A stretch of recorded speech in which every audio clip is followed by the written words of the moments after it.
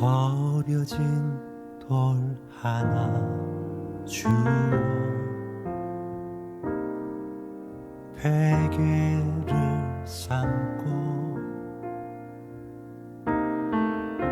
텅 빈 하늘을 덮은 채 홀로 누웠습니다.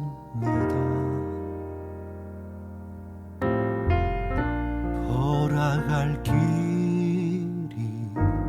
없기에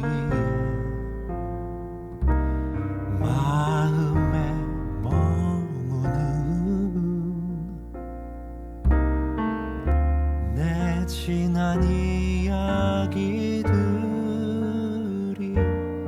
눈물로 흘렀습니다.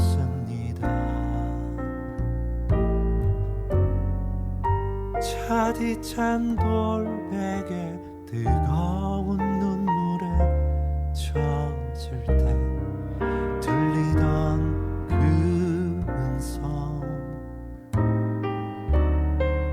세밀하고 따뜻한 그 음성 내 마음에 꽂혔습니다. 너의 아픔 쌓인 곳에 나 항상 있었고 너의 탄식 베인 곳에 나의 눈물 고였노라. 너 일어나 돌베개로 돌단 쌓으리니 너의 돌베개 놓인 곳 이제 배달되리라.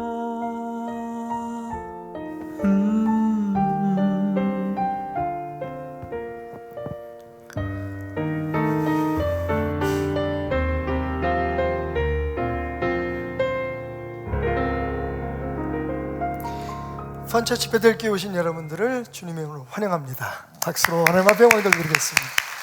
베델이여 베델하라 선교의 달 특별 시리즈 오늘 두 번째 시간입니다. 오늘 두 번째 시간 말씀의 제목은 우리 한번 따라해 볼까요? 어디서 오셨습니까? 저희는 꿈빛마을에서 왔고요. 꿈빛마을에서 오셨어요? 혹시 여기가 예, 무슨 일로 오셨는데요? 베델교회인가요? 여기 베델교회 맞습니다. 예. 담임 목사님이신가요? 네, 제가 담임 목사. 박태남 목사님. 박태남 목사 맞습니다. 방송 잘 보고 있습니다. 예, 감사합니다. 지난주에 예.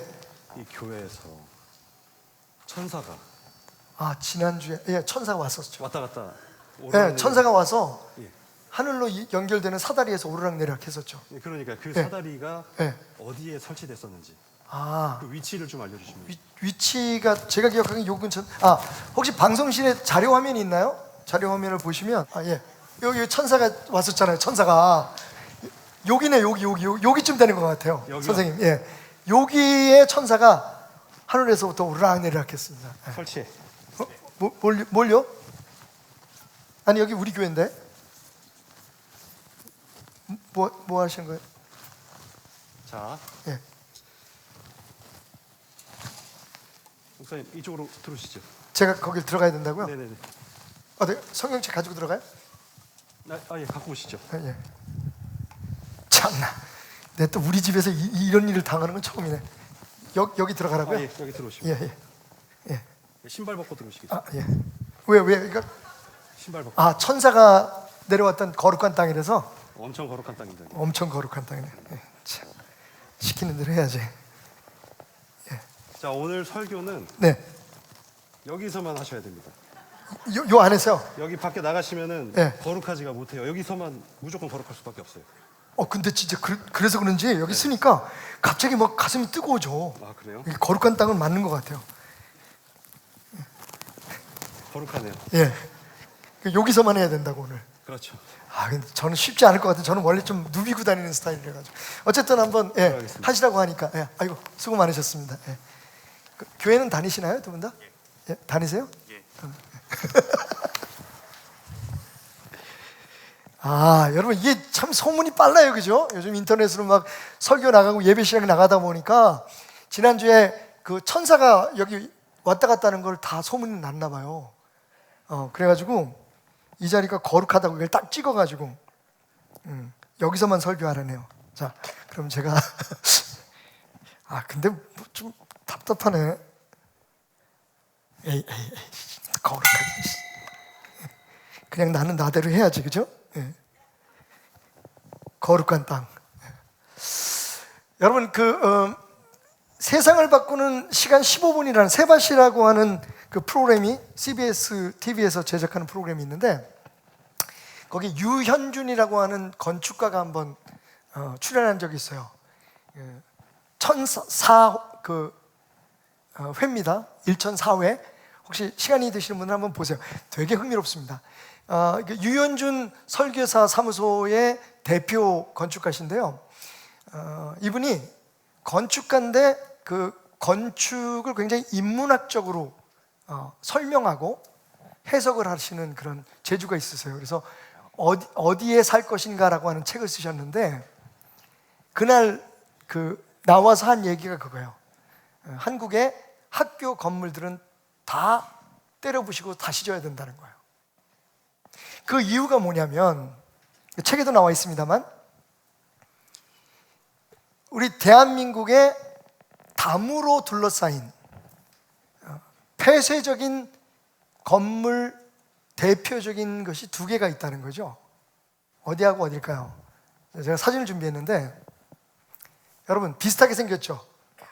옛날에 우리 다니던 학교, 지금 학교는 좀 많이 달라졌어. 근데 여전히 아직도 그 학교의 틀을 못 벗어나고 있는데, 양쪽 다 4층 건물이에요. 그리고 건물이 디귿자형으로 되어 있습니다. 그러니까 가운데 운동장이 있고요. 예. 함께 공동으로 쓰는 공간이 있고, 그 다음에 그 디귿자형으로 마치 그 운동장을 감싸고 있는 듯한 건물이 딱 사각형으로 해서, 여러분 다니신 학교들 비슷하죠? 옛날에 우린 다 저런 학교 다녔어요. 그리고 이 건물 주변에는 아주 높은 벽이 있습니다. 그래서 한번 학교 같은 경우에는 등교를 하면, 그죠? 담치기를 하지 않고는 넘어갈 수가 없어요. 그 안에 있어야만 안전하고, 우리는 대부분의 시간을 그 안에서 보냈습니다. 자, 그러면 여러분이 보시는 관점에서 왼쪽에 있는 건물은 뭘까요? 오른쪽은 학교인데 왼쪽은 교도소입니다. 물론 담으로 둘러싸여 있는 많은 건물들이 있지만, 많은 시설들이 있지만, 우리나라의 대표적인 두 개의 건물을 유현준 씨는 교도소와 학교라고 얘기를 해요. 그리고 대부분의 우리의 어린 시절, 다시 말하면 가치관이 형성되고 세계관이 자라나는 그 기간을 우리는 최소한 12년 동안 저 갇혀진 담 안에서 보내야 했다. 건물 자체가 완전히 통제하고 관리하는 스타일이에요. 그러니까 안에서 그 운동장에서 아이들이 운동을 해도 학교 건물에서 이렇게 선생님들이 보면 어느 건물에서 보든지 아이들이 한눈에 보여요. 그러니까 중간에 그 땡땡이라 그러죠. 도망치는 애들이 없는지 다 관리하고 있고, 한번 들어오면 야자 시간이 끝나서 저녁 늦게가 될 때까지 그 안에서 살아야만 했습니다. 그리고 더해서 대한민국 사람들 중에 60%는 아파트 생활을 합니다.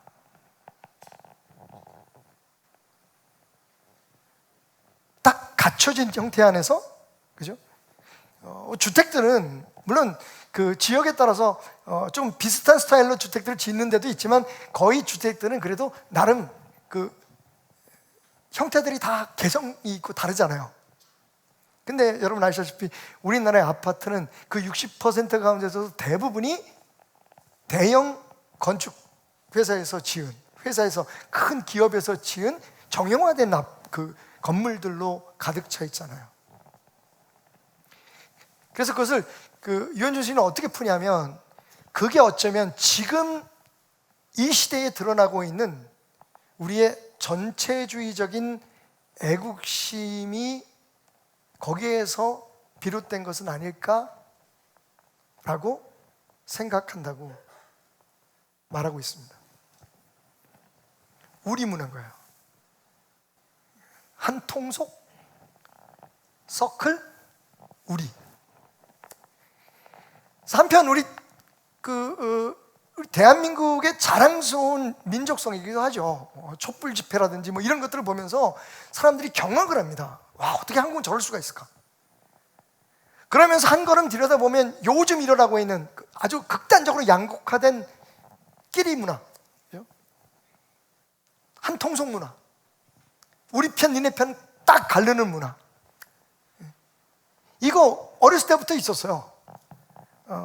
우리 학교에서 패싸움 할 때, 갑자기 패싸움 얘기가 나와.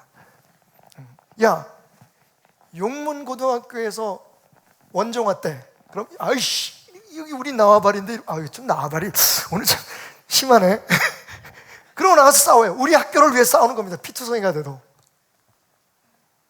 그런데 여러분, 지금 사회적으로나 정치적으로 하는 거 보면 그래요. 예전에는 그래도 우리 편이라도 잘못한 건 잘못한 거였어요. 잘못했지만 우리 편이니까 감싸줬어요. 근데 요즘은요, 이제 잘못한 것 자체를 부인해요. 그러니까 우리 편이기 때문에 잘못한 건 잘못한 게 아닌 거예요. 그런데 저쪽 편은 잘해도 조금만 흠이 있으면 무조건 잘못한 거예요. 바라기는 이제 변해가는 이 한국 사회에서 이제 더 이상 그 다만에 갇혀 있는 문화, 우리끼리끼리의 문화, 우리 집, 우리 교회, 우리 나라, 뭐 이런 문화들에 대해서 좀 새로운 변화들이 일어났으면 좋겠어요. 지금 소위 이 시대의 어른들이라고 하는 사람들이 하는 것처럼 니네 편, 우리 편, 오른쪽, 왼쪽, 그리고 우리가 하는 건 무조건 정의, 니네가 하는 건 전부 다 적폐, 뭐 이런 식의 이분화된 끼리 문화, 우리 통속 문화, 이런 것들이 사실은 얼마나 국가와 사회에 불행한 일인가 다 알아요. 그런데 우리도 모르게 그런 정신 구조 속에서, 그렇게 받아온 교육 속에서 살아온다는 거죠. 그러면서 유엔 교수는 이렇게 얘기하죠. 그렇게 해서 대학을 졸업한 우리들은 모모 아파트 몇 동에 들어가서 평생을 산다.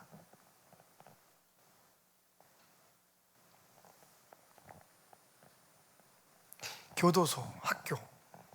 그래서 학교에 담을 무너뜨리고 건물들을 다 좀 그 학교 그 주변의 상황, 그 학교의 건립 정신, 이런 것들에 따라서 다 좀 개성 있게 바꿨으면 좋겠다는 거죠.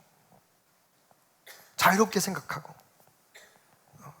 항상 나만 옳고 우리만 지켜줘야 될 그룹이 아니라 우리 모두가 다 서로를 도와야만 생존할 수 있고, 다른 사람을 존중해 줄 때 참된 소통이라는 것이 이루어질 수 있다는 것을 어렸을 때부터 그냥 생활 환경 속에서 배우며 자라나게 해야 되지 않겠느냐 하는 것이 그 유현준 건축가의 주장이었습니다. 근데 이분이 크리스찬이에요. 그런 것 같아요. 제가 볼 때는 그렇게 밝히지는 않았는데, 어떤 면에서 그런 게 있냐면 종교 건축에 대해서도 굉장히 관심이 많으신데 아주 재밌는 이론 하나 내놓으셨어요. 한국 교회의 상가 교회 문화, 이건 전 세계 어디에도 없습니다. 여러분, 상업 공간에 교회를 짓는다는 건 말이 안 되는 거죠. 근데 대한민국은 이 상가 안에 교회들이 있으면, 심지어는 상가 지하에 창고처럼 쓰던 공간을 교회로 만드는 거죠. 이걸 어떻게 표현하면, 한국의 상가 교회는 미국 실리콘밸리의 창고와 같다. 여러분 실리콘밸리 아시죠? 지금 뭐 IT 모든 문화의 중심이 되는, 그 미국의 실리콘밸리가 어떻게 지금 시작이 됐냐면, 처음에 벤처 정신에 충만한 젊은 학도들 혹은 사업가들이 돈이 없으니까 그냥 주택 같은데 그라지라고 그러죠. 그 차고를 빌리는 거예요. 아니면 조그만 창고를 빌려서 거기에서 컴퓨터 몇 개 갖다 놓고 프로그램 만들고 무슨 뭐 연구하고, 빌 게이츠가 그렇게 시작한 거 아닙니까? 학교 중퇴하고. 그리고 자기 집 차고 안에서 마음에 맞는 친구들 몇 명하고 뚝딱뚝딱뚝딱 뭘 만들다가 보니까 지금의 마이크로소프트라고 하는 그룹을 만들어낸 거 아닙니까? 원래 아주 작은 자본으로, 소자본으로 처음 일을 시작하기에는 창고가 좋았던 거죠. 원래 실리콘밸리의 지금 그 화려한 공장지대라든지 사무실지대는 처음부터 그랬던 건 아닌 거죠. 근데 그걸 한국 상가교회에서 보는 거예요. 신학교 졸업하고 지금은 뭐 개척한다는 것이 굉장히 어렵지만 그 옛날에 개척은 해야겠는데 돈이 없어요. 지금은 여러분 상가교회에다 개척을 하려도 기본적으로 인테리어 하는 데만 몇 억씩 듭니다. 뭐 전세 내고 이러면 뭐 상가교회가 아닌데, 지금 그분이 말씀하시는 상가교회는 옛날의 상가교회, 정말 가진 것 없는데 복음을 전해야겠다는 뜨거운 마음을 가졌던 젊은 사역자들이 신학교 졸업하고 목사 안수 받고 혹은 전도사 상태에서 상가를 임대하는 거죠. 월세를 내면서, 그것도 매달 꼬박꼬박 내지도 못하는데 곰팡이 냄새나고 이런 창고 안에서 아이들하고 같이 생활을 하면서 거기서 복음 전하고 교회를 개척해서 성장했다는 거죠. 그게 마치 실리콘밸리의 그 전설적인 창고 문화와 같아. 그게 한국 교회가 그동안 부흥할 수 있었던 정신 중에 하나였다라고 주장을 합니다. 근데 여러분, 이 두 가지 이야기 사이에는 우리에게 던져지는 메시지가 있어요.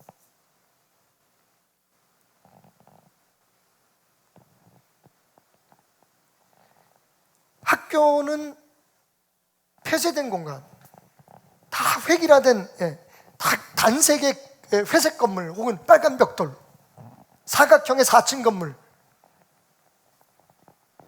거기서 12년 동안 대부분의 시간들을 보낸 아이들은 항상 정형화된 생각들에 묶여있을 수밖에 없었다는 거죠. 근데 반대로 크고 뭔가 좀 성스러워 보이고 거룩해 보이는 건물을 탈출한 한국의 작은 상가 개척교회들, 사실은 여러분 그 상가교회는 그동안 한국교회뿐만 아니라 뭐 유럽이나 여러 지역에서 생각했던 성전 개념하고는 전혀 이게 맞지가 않습니다. 그죠? 유럽 가보셨나요? 캐세드랄들이, 성전들이, 그 성당이나 이런 것들이 얼마나 어마어마합니까? 지금 동유럽에 가면 성도들은 하나도 없는데 뭐 원체 그 공산주의가 오래 있어서, 근데 거기 정교회 같은 데 가보면요, 거의 종탑이, 십자가 탑이 하늘을 찌릅니다. 그리고 그 위는 전부 다 금으로 도색이 돼 있어요. 제가 불가리아하고 헝가리에 발칸 세미나를 위해서 갔다가, 선교사님들 세미나를 위해서 갔다가, 거기에 뭐 유적지들이 거의 성당이니까 깜짝 놀랐습니다. 그 화려함.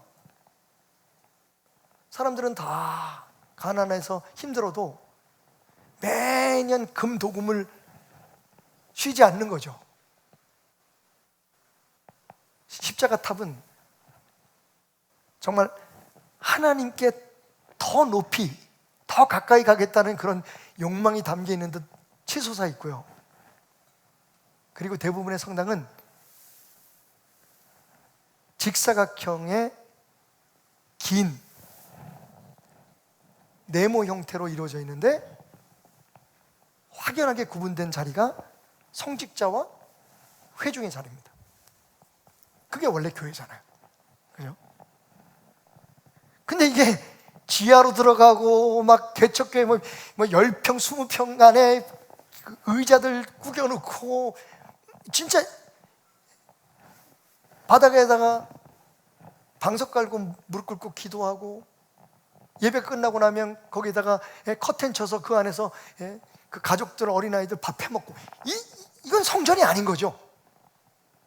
그런데 놀랍게도 그러한 상가교회들, 다시 말하면 이 거대한 성전을 뚫고 나간 삶의 현장, 여러분 상가라고 하는 것은 사람들이 상업활동을 위해서, 그죠? 생활을 위해서 아주 많이 모이는 곳이잖아요. 그 한가운데 들어갔다는 거죠. 그래서 거기서부터 복음이 전파되고 한국교회에 한때는 20%가 넘을 만큼의 기독교인들이 존재하는 나라로 성장시켜 놨다.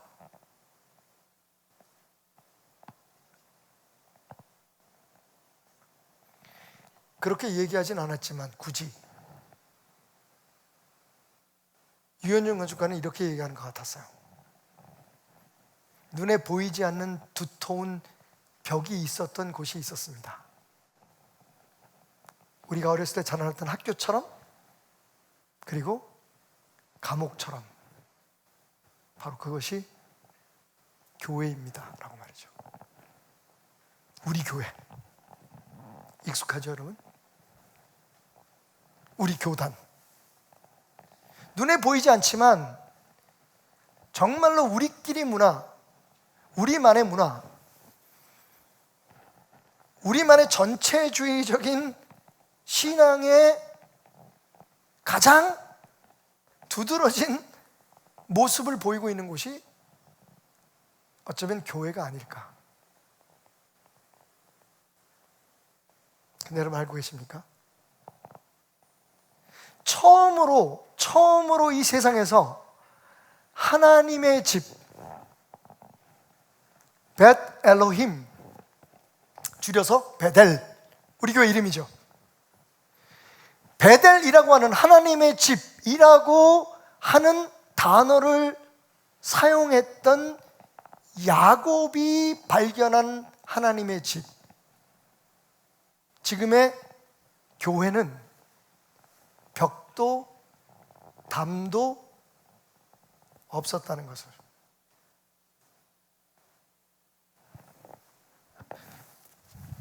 오늘 말씀을 보십시다. 16절입니다. 야곱이 잠이 깨어 이르되 여호와께서 과연 여기 계시거늘 내가 알지 못하였도다. 그러면서 이어서 뭐라고 얘기하냐면, 이곳은 하나님의 집이다. 그리고 이곳은 하늘의 문이었다 라고 얘기를 합니다. 여러분, 지금까지 이야기는 이미 여러분이 알고 계시니까, 야곱이 집에서 사고를 치죠. 복을 누리고 싶고 장자의 그런 위치를 탐했던 야곱이 늙은 아버지를 속이고 이삭을 속이고 형을 속이고, 그래서 그 결과로 집에서 도망을 쳐야 하는 상황이 옵니다. 그들이 살고 있었던 지역이 브엘세바예요. 야곱이 브엘세바에서 떠나서 하란으로 갔다, 하란으로 가는 중이었다라고 얘기를 합니다.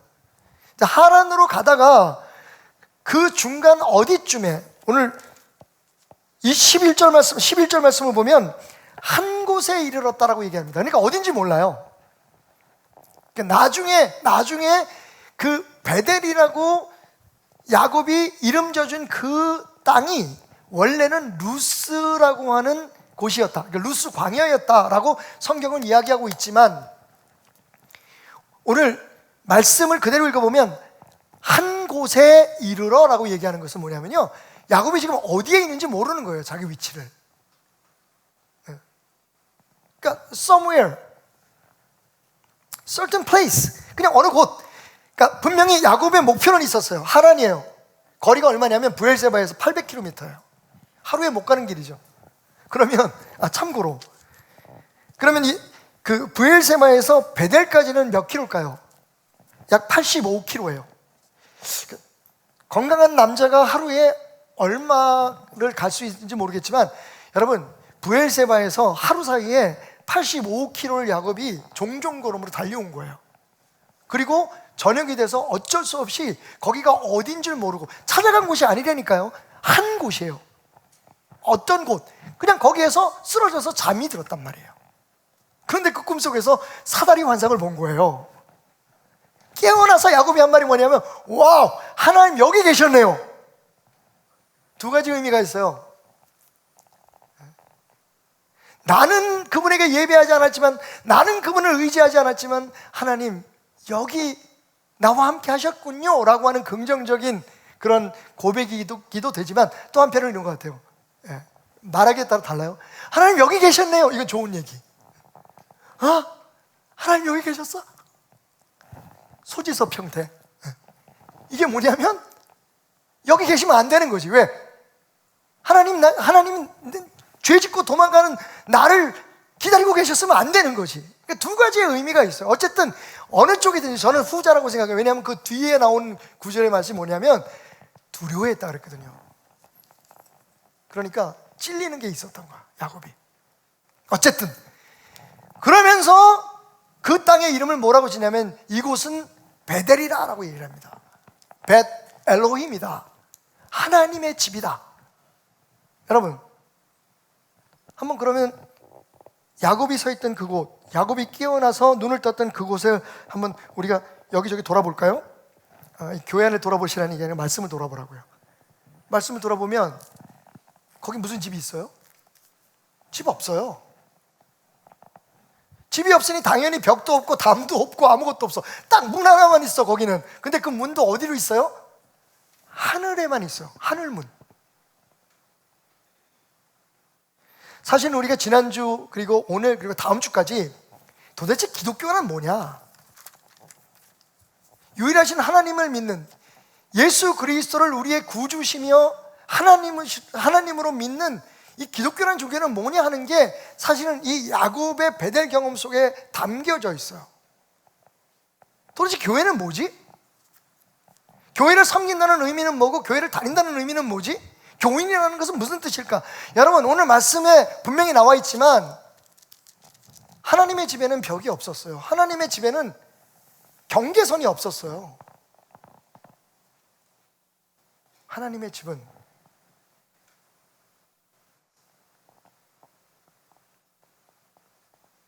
네 것 내 것의 구분이 없었다는 거예요.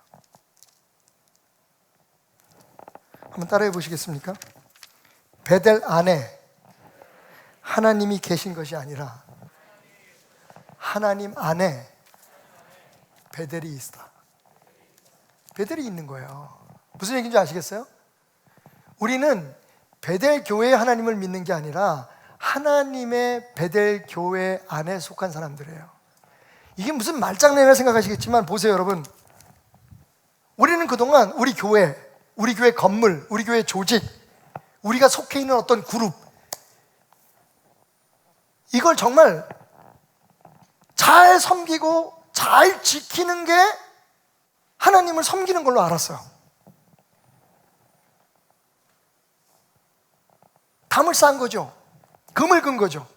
우리는 베델교인, 당신들은 안무개교인, 당신들은 장로교인, 우리는 감리교인, 우리는 순복음교인. 우리 나름대로의 담을 쌓고 선을 그은 거예요.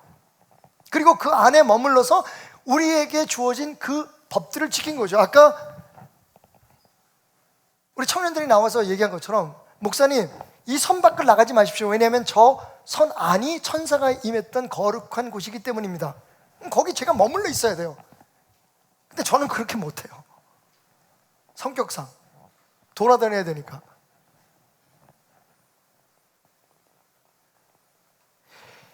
야곱이 깨달은 하나님의 집, 하나님의 집이면 하나님이 계시는 곳이잖아요.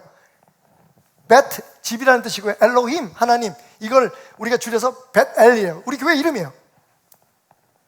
그 베델은 하나님이 계신 곳 안에서 야곱이 하나님을 발견한 현장이에요. 그 어떤 곳.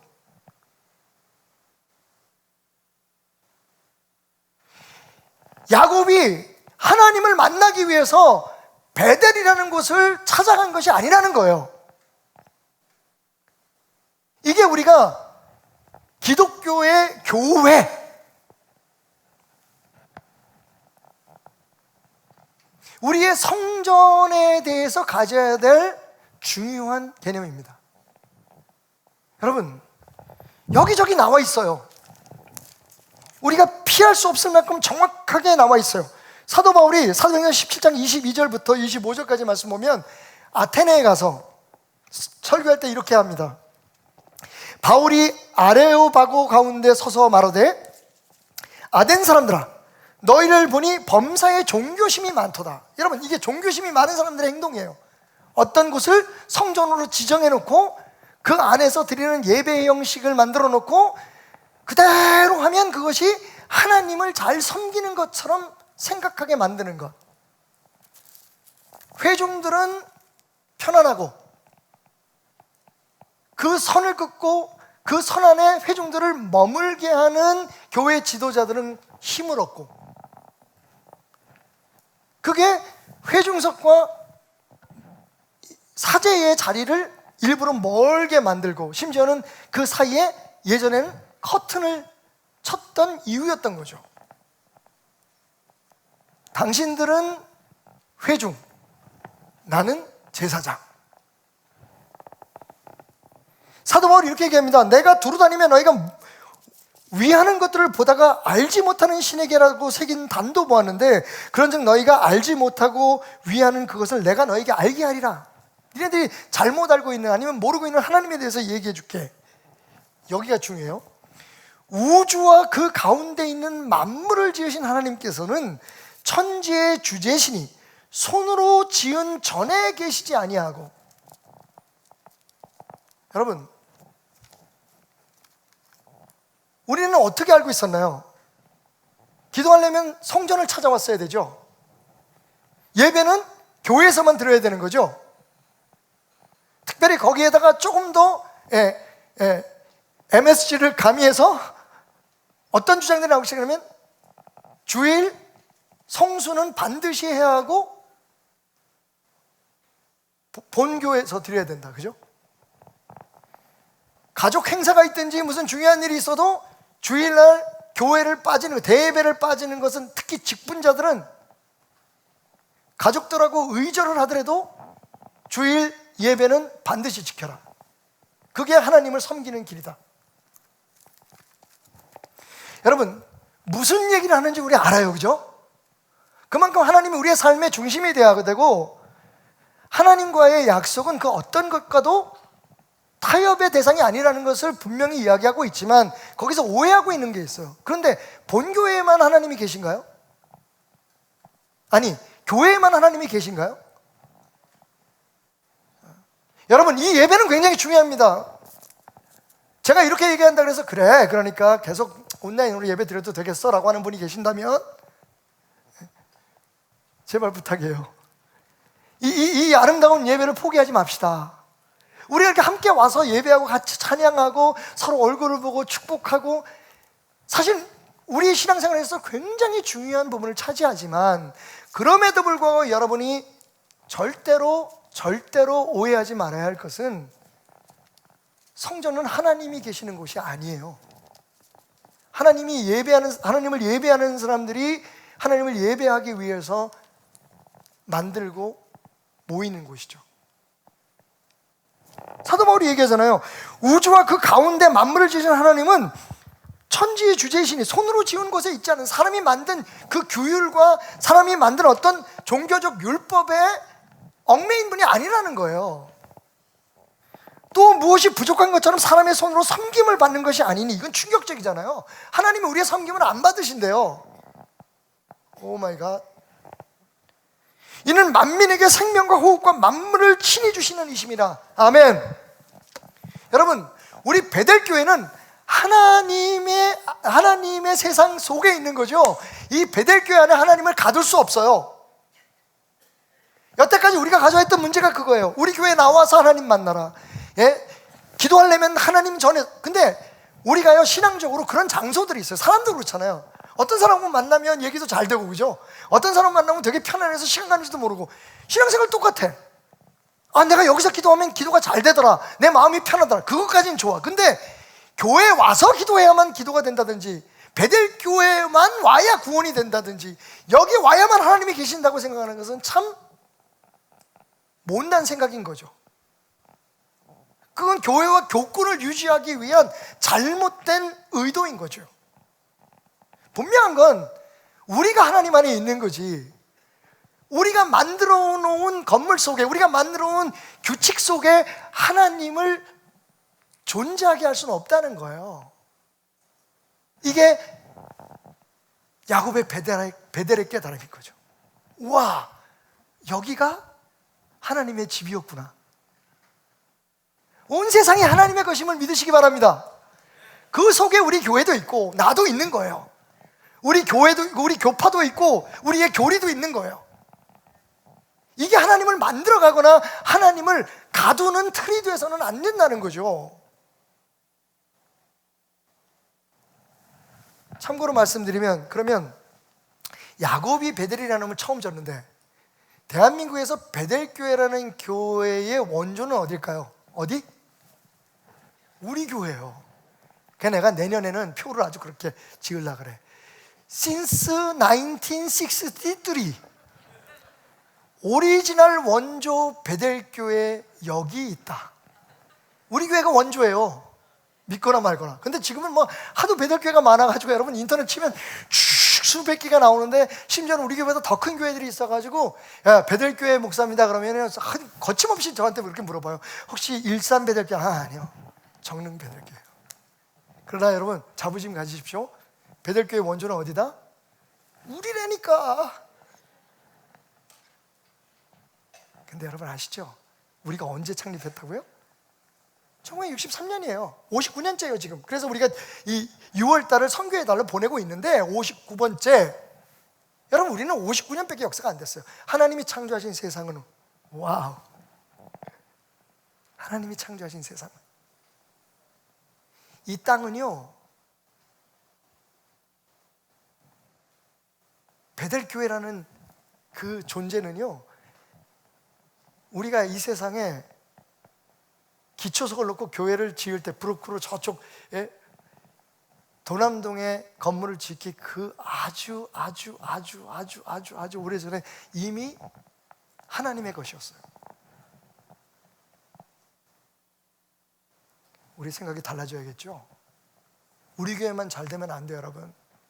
그게 제가 지금 여러분들에게 양해를 구하고 전국을 뛰어다니는 이유예요. 우리 교회 부흥하는 건 우리의 목표가 아니에요. 하나님의 나라가 이 어려운 어둠의 세상 속에서 어떻게 세워져 나갈 것인가. 자, 그러면 이 말씀을 통해서 우리가 배워야 될 교훈은 뭘까요? 한번 따라해 봅시다. 나의 한 곳, 어떤 곳이 베델이 되게 하라. 이게 오늘 이 말씀의 핵심이에요. 베델은 어디도 될 수 있어요. 어느 곳도 베델이 될 수 있어요. 말씀드렸듯이 여러분, 야곱이 얼마나 급했으면 85km를 걸어서, 그것도 그 옛날에 길도 없고 그 험한 광야를 85km를 걸어서 거기까지 달려왔겠어요. 얼마나 무섭고 얼마나 두려웠으면. 사실 이 베델이라고 이름 지어진 그곳은 야곱이 베델의 경험을 했던 그때부터 진짜 의미가 있는 거죠.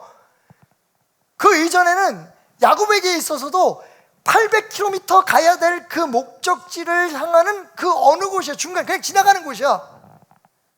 그런데 거기서 하나님을 만난 거예요. 어디나 계시는, 한 번도 야곱을 버리지 않은, 심지어는 야곱이 하나님을 예배하지 않을 때에도, 여러분 성경을 보면 참 놀라운 게 야곱이 하나님을 예배했다는 말이 여기까지 나오지도 않아. 이번에도 자기가 자던 베고 자던 돌에다가 기름 붓고, 그게 예배인지 뭔지 모르겠는데 아주 하나님 앞에 거래를 해요. 뭐라고 얘기하냐면, 나 살아서 여기 다시 돌아오게 하면 내가 여기다 하나님 앞에 교회 져줄게. 이건 무슨 소원 기도도 아니고 이건 뭐. 근데 하나님이 그런 야곱을 찾아오세요. 먼저. 여러분, 우리의 사명이 뭔지 아십니까? 우리 있는 그 어떤 곳, 여러분이 가게 되는, 여러분들이 서게 되는, 그게 지나치는 길이든지 아니면 여러분의 삶의 기본적인 터전이든지 그곳을 베델이 되게 하십시오. 하나님의 집이 되게 하는 거예요. 그게 기독교예요. 그게 기독교인의 삶인 거예요. 우리 교회에 와서, 이 교회 담장 밖만 나가면, 문만 나가면 거기는 하나님하고 관계없어. 거기서 아무렇게나 살아도 돼. 한 가지만 질문합시다. 이건 좀 예민한 질문인데 뭐 저하고도 해당되니까. 지금은 안 그러시지만 옛날에 다니시던, 남자 성도님들에게 묻습니다. 옛날에 다니시던 유흥업소에는 하나님이 계셨을까요? 안 계셨을까요? 옛날에 다니던데.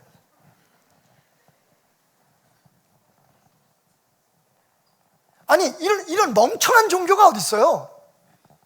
이런 멍청한 신앙이 어디 있어요? 이렇게 편리한 게 어디 있어요? 이렇게 못된 신앙이 어디 있어요?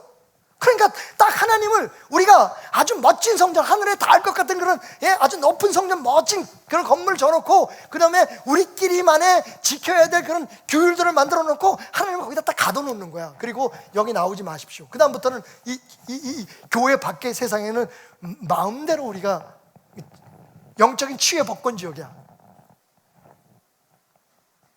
이 생각이 바뀌지 않으면 우리 안에 참, 할 수 없어도 적어도 이건 아니다, 이건 기독교 신앙이 아니다. 여러분, 다른 종교하고 다를 게 하나도 없어요. 그러면 굳이 교회 나올 필요 없어요. 기독교를 다른 종교처럼 믿으면서 기독교를 그 많은 선택 중에서 하나를 선택해서는 안 되는 거예요. 기독교는 유일한, 적어도 우리는 유일한 생명의 종교라고 생각해요. 종교에서는 안 될 우리의 삶이라고 생각해요. 그런데 우리 스스로가 이런저런 이유 때문에 자꾸만 종교를 만들어가요. 기독교를. 교회를 져놓고, 그것도 우리 교회, 여기에 속해서 여기서 하는 대로. 여러분, 진짜 우리의 사명은 열심히 여기에 모이는 것만큼 우리가 가는 곳, 우리가 밟는 곳, 우리가 서 있는 곳을 베델로 만드는 거예요. 거기서 하나님을 만나는 거예요. 여기 계셨군요 하나님, 하나님과 인사하는 거예요. 근데 대부분 우리는 밖에서 하나님 만나는 거 별로 원치 않아. 그냥 하나님이 여기만 계셨으면 좋겠어요. 주일날 한 번씩 와서 이렇게 찾아보고 가면 좋겠어. 그리고 여기서 우리들끼리 도토리 키재기 하는 거야. 나는 목사, 나는 장로, 나는 권사, 얘네들은 우리 말 들어야 돼. 여러분, 하나님 보시기에 얼마나 우습겠어요. 이 넓은 세상 속에 그 조그만 교회, 좁아 터진 교회, 우리가 볼 때 우리 교회 크지만, 여러분, 온 세상 하나님이, 사도 바울의 얘기처럼 하나님이 생각하시는 그 온 세상에 거하시는 하나님의 입장에서 봤을 때 우리 교회는요, 손톱 사이에 때만큼이나 크기가 되겠어요. 거기서 죽으라고 머리를 쳐박아가면서 싸우고 있어. 네가 옳으니 내가 옳으니 뭐가 어떠니, 저 교회는, 저 교단은 뭐가 어떻고, 우리 교회만 어떻고, 뭐 우리 목사님만 어떻고. 여러분, 따라합시다. 내가 있는 곳이 베델입니다. 여러분, 이 고백이 여러분에게 매일매일 있기를 바랍니다. 여러분, 가정을 베델로 만드세요. 여러분, 가정을 끌고 베델교회까지 멀리 오지 마시고, 베델교회에 오셔서 이렇게 함께 예배드리면서 깨닫고 받은 은혜를 여러분의 가정을 가지고 와서 거기서 하나님을 만나세요. 거기서 여러분의 자녀들과 하나님 안에 예배하세요. 종교는 문제를 가지고 찾아와야 할 곳이 있는 거예요. 그런데 기독교 신앙은 그 하나님이 어느 곳에나 함께 있다는 것을 깨닫고 발견하는 거예요. 여러분의 직장, 여러분의 가정, 여러분이 어디 있든지 그것을 베델로 만들어가는 그 신앙이 기독교의 참 신앙인 거죠. 사무엘하 7장에 보면 다윗이, 하나님, 난 너무 편안하게 좋은 집에서 사는데 하나님은 매일 텐트에서 사세요. 아직까지 장막에서 사신 하나님 위해서 제가 집 져드릴게요. 그때 하나님께서 뭐라고 말씀하셨는지 여러분 기억하시죠? 뭐라고 말씀하세요? 야, 내가 40년 광야 생활 너희와 동행할 때 언제 나한테 누구한테나 내 집 져달라고, 교회 져달라고 얘기한 적 있니? 교회들이 매일 할 수 있다, 하면 된다 찬송 부르면서 뭐 하는 줄 아세요? 하나님이 교회 져달라 그랬대. 거짓말.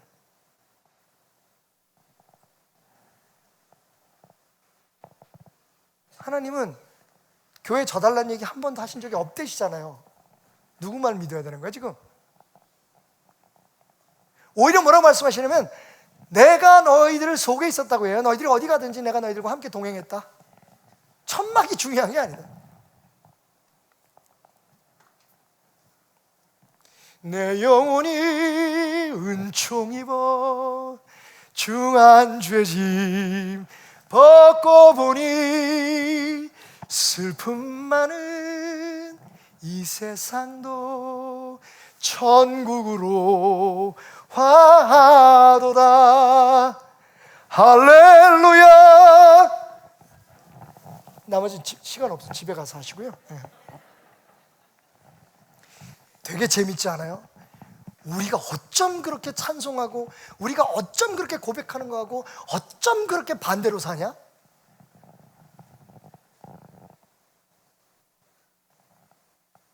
무슨 일이 벌어지는지 한번 보세요, 여러분.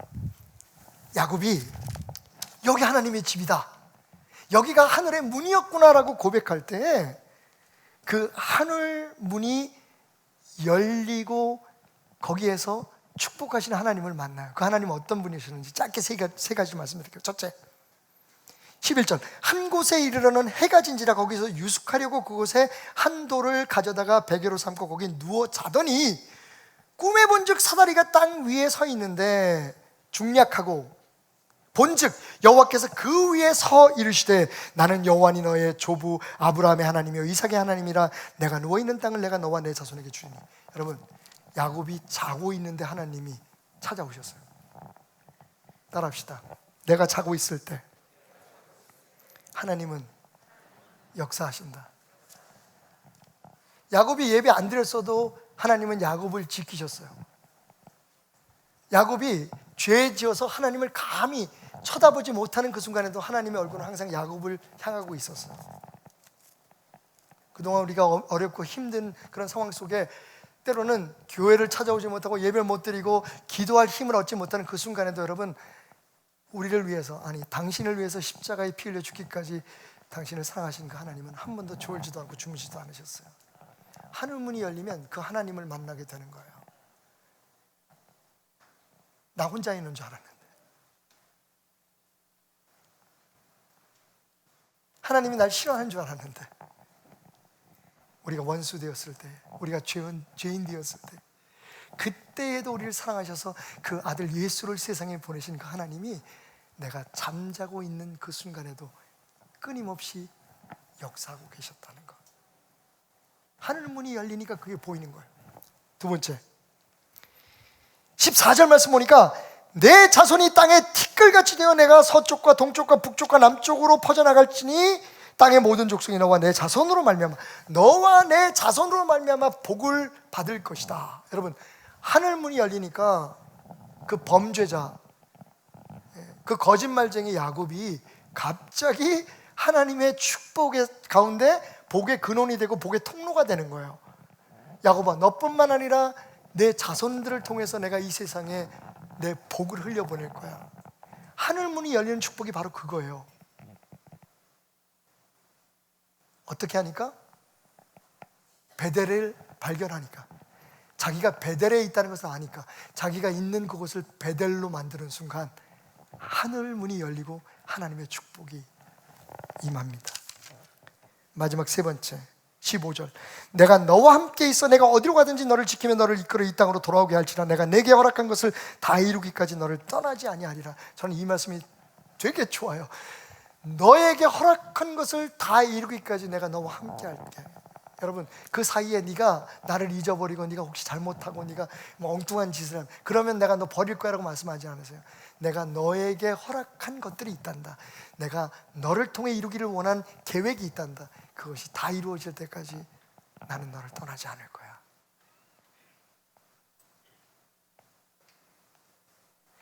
여러분의 삶의 현장, 당신의 그 어떤 곳, 내일 모레 당신이 서 있는 그 한 곳을 하나님과 함께하는 베델, 하나님의 집으로 당신이 예배하는 현장으로 만들게 될 때에 하늘 문이 열리고 일하시는 하나님을 만나고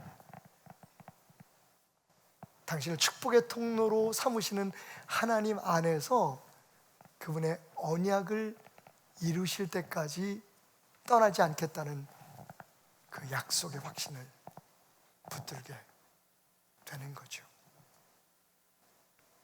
적어도 제가 아는 하나님의 집, 교회에는 담이 없습니다. 벽이 없어야 합니다. 우리 안에 그 벽부터 무너뜨리셔야 돼요. 나는 누구니까? 우리는 누구니까? 우리라는 생각, 여러분, 그 우리는 하나님의 품이었으면 해요. 다른 사람들은 쉽게 변하지 않을지 몰라요. 왜냐하면 이런 말씀을 쉽게 나눌 수 있는 교회가 많지 않기 때문에 그래요.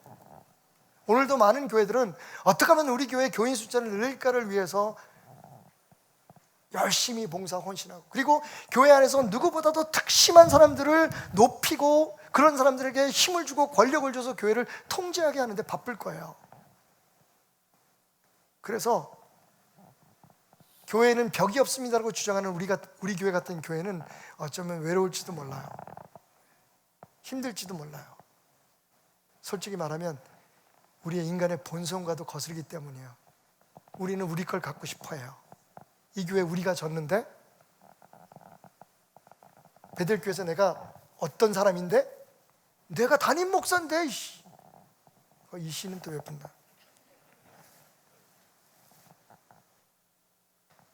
당신의 마음의 그 벽이 하나님의 사랑을 가로막고 있다는 것, 당신을 통해 온 세상에, 베델을 통해 온 세상에 흘러 퍼져나가게 될 그 은혜의 통로를 가로막고 있다는 것.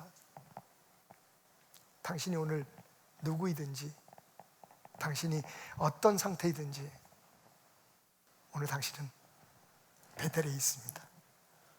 그리고 이 성전의 문을 나가 당신이 걸어가는 그 걸음걸음 한 곳 한 곳이 베델이 되고, 당신을 통해 역사하시는 하나님의 축복의 하늘문이 열리는 현장이 될 것입니다. 여러분 알고 계십니까? 에덴 동산에 집이 있었나요? 나 한 번도 안 생각해 봤는데, 이틀 전에 그 충신교회 원로 목사님이신 박종순 목사님하고 제가 6살 때 목사 안수를 받으셨대요. 그러니까 미국에 있을 때 제가 방송을 하면서 박종순 목사님 설교 편집을 제가 1년 반 정도 제가 했었어요. 그래서 박 목사님의 설교를 들으면서 제가 신학교 생활에 제 그 믿음의 기반을 많이 다졌다라고 해도 과언이 아닌데, 그런 분하고 제가 방송하는 자리에 같이 앉게 된 거예요. 저는 개인적으로 굉장히 감격이 컸죠. 제가 가장 큰 영향을 받은 건 말할 것도 없이 박덕종 목사님이시고요. 그 외에 여러 존경하는 목사님들 중에 박종순 목사님을 제가 굉장히 존경했는데, 그분하고 제가 마주 앉아서 설교를 하는 거예요. 같은 주제를 가지고.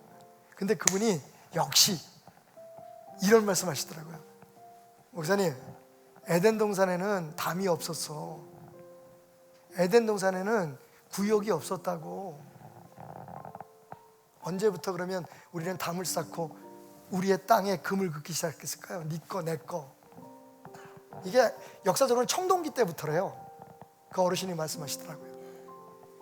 인간이 죄를 짓고 이 세상에 쫓겨나고 남부터 내 걸 지키기 위하고 내 거라는 개념이 생겨난 거죠. 그러니까 지적도도 만들고 뭐 등기부 등본도 만들고, 이건 이 땅 내 땅 뭐 겹쳤니 뭐 끼었니 뭐 이거는 무슨 공유주인이 막 싸우고 재판하고. 여러분, 에덴 동산에서 그런 일이 없었다는 거죠. 그런데 그래서 제가 연결해서 생각했어요. 예수님께서 마태복음 16장 18절에 말씀하신 그 교회는 담이 없었어요. 예수님 뭐라고 말씀하셨죠? 베드로의 고백 위에, 베드로야, 내가 이 반석 위에 나의 교회를 세울 거다. 그 교회가 건물이에요? 그 교회가 교단이에요?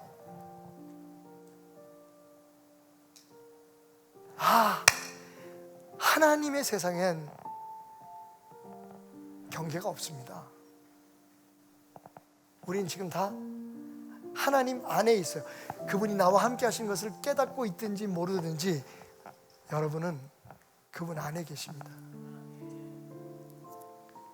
아까 잠깐 던졌던 말도 안 되는 질문에 대한 답을 드려야겠군요. 여러분, 예전에 여러분이 갔던 그 유흥업소에도 하나님은 계십니다. 그게 문제인 거죠. 당신이 눈을 감는다고, 당신이 귀를 닫는다고 하나님이 다시 교회로 돌아오셔서 당신을 여기서 기다리고 앉아있지는 않습니다. 부디 그 하나님의 자녀된, 그 하나님의 백성된, 그 하나님의 교회된 우리 베델에는 벽이 없기를, 담이 없기를, 아니 더 나아가서 우리가 가는 그곳, 서 있는 그곳이 하나님의 집, 하늘 문이 열리는 벳엘, 그곳이 되기를.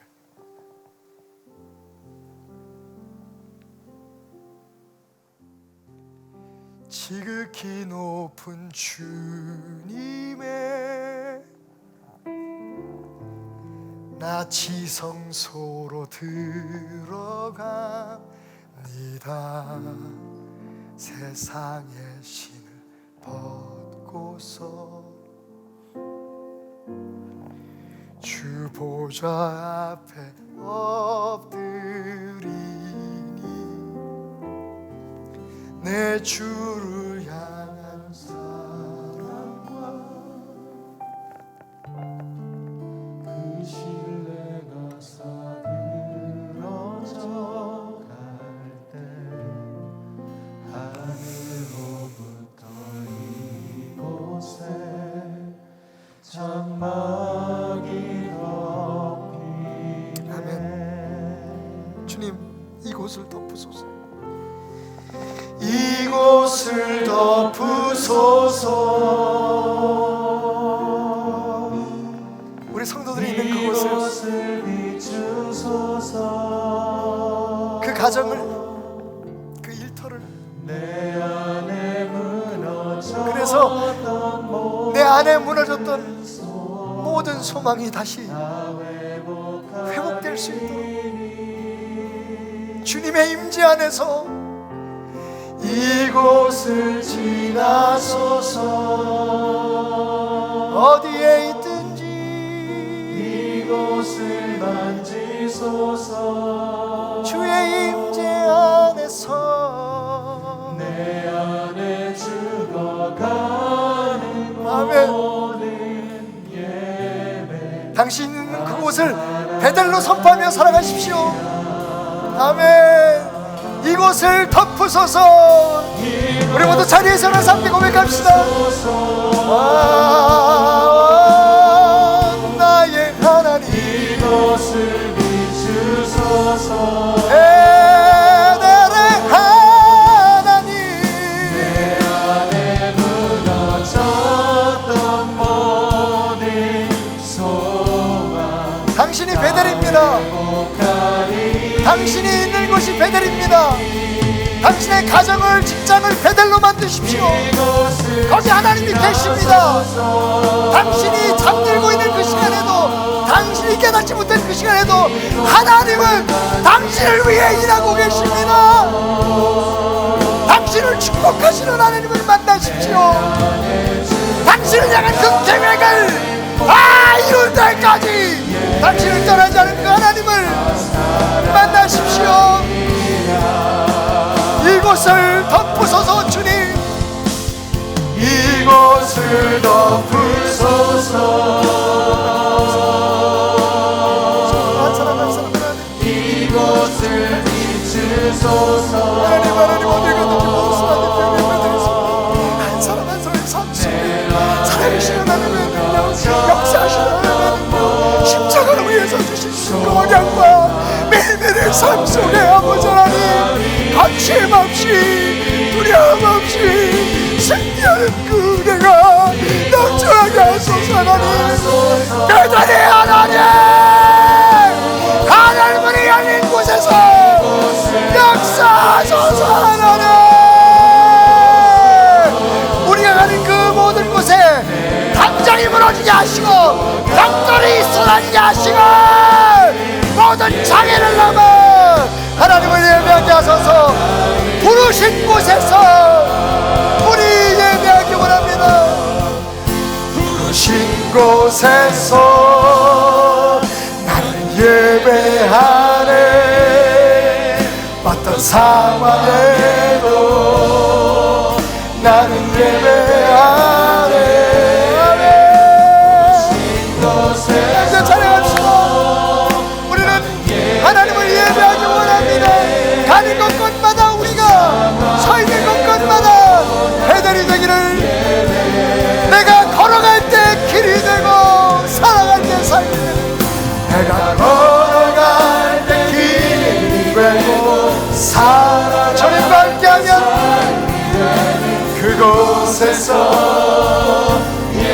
예배할 수 있습니다. 나는 예배하겠습니다. 내가 걸어갈 때 길이 되고 살아갈 때 삶이 되는 이곳에서 예배하네. 부르신 곳에서 아멘. 예배하네. 어떤 상황에도 나는 예배하네. 부르신 곳에서 나는 예배하네. 어떤 상황에도 나는 예배하네.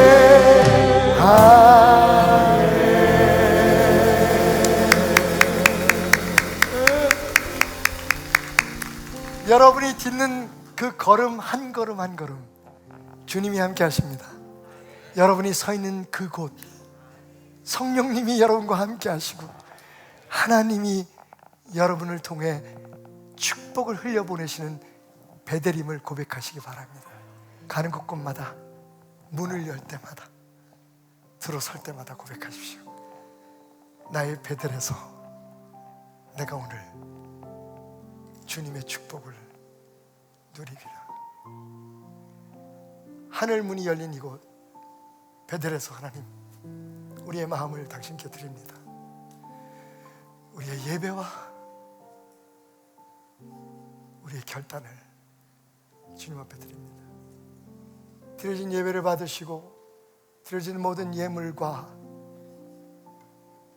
있는 곳에서 머무는 곳에서 하나님을 예배하는 우리들의 모든 예배를 받아 주옵소서. 주신 말씀처럼 너와 내 자손을 통해 내가 이 땅을 축복하리라.